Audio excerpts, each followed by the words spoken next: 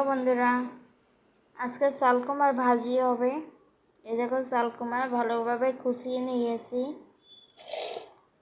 আর এখানে হয়েছে রসুন, পেঁয়াজ, কাঁচামরিচ, হলুদ, লবণ, তেজপাতা, দারচিনি, নারকেল, এগুলো দিয়ে চালকুমার ভাজি হবে। কড়াই ভালোভাবে ধুয়ে তেল দিয়ে দিয়েছি। এখন ভাজিটা ভালোভাবে ভাজতে হবে।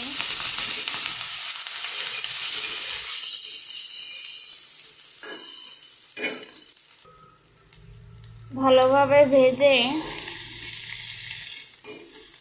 চালকুমার দিয়ে দিতে হবে।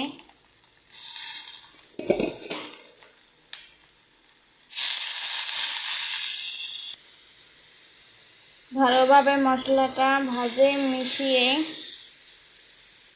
দিতে হবে।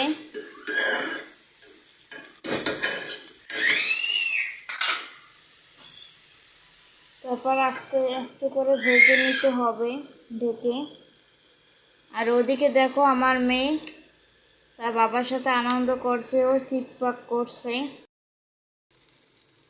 মাঝখানে ঢাকনিটা সরিয়ে ভাজিতে আবার নেড়ে দিতে হবে।